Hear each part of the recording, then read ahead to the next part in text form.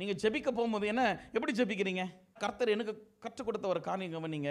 நம்ம சில நேரம் என்ன செய்கிறோம், ஜெபிக்க போகும்போது நம்ம பேசிகிட்டு இருக்கிறோம், கர்த்தர் பேசுவதை கேட்பது அல்ல. அங்கே தான் பிரச்சனை இருக்குது. How many of you listen to the voice of God when you pray?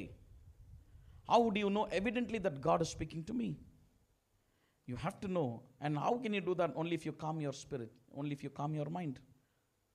நீங்கள் அமைதியாக இருந்தால் தான் கர்த்தருடைய சத்தத்தை நீங்கள் என்ன செய்ய முடியுங்க, கேட்க முடியும். So when you go to pray, you start your prayer with praising or worshiping God. You sing a song. You start your prayer with singing and worshiping God. You sing one song. And then what do? You kneel down, or you sit down, or you stand, whatever, wherever you are.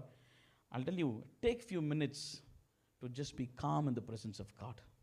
எடுத்த உடனே நீங்கள் போய் ஆண்டவர் இது, ஆண்டவர் அது, ஆண்டவர் இப்படி, ஆண்டவர் இதுதான் அதுதான் சொல்லாதீங்க. ஆண்டவர் உங்கள் நாவிலிருந்து சொல் புறப்படும் முன்னே நீங்கள் என்ன பேசுவீங்க என்பதை அறிந்த தேவன் அவர், இல்லையா? ஆமென்.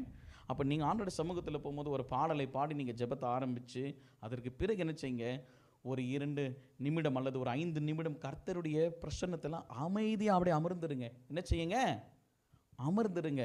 அமர்ந்து உங்கள் இருதயத்தின் உங்கள் ஆத்மாவில் நீங்கள் கர்த்தருடைய சத்தத்தை கேட்க முடியும். அல்லேலூயா. கர்த்தர் அப்படியாக பேசுகிற தேவனாக இருக்கிறார்.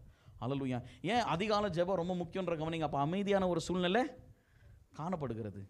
அதுக்கு தான் நம்ம ஜெபிக்கும் போது என்ன செய்யணுங்க, சில நிமிடங்கள் அமைதியாக இருக்கணும். You have to be in a calm state of mind for 5 minutes. Trust me, you will hear the voice of God. You will clearly hear the voice of God. You will see and know that it is God speaking to you.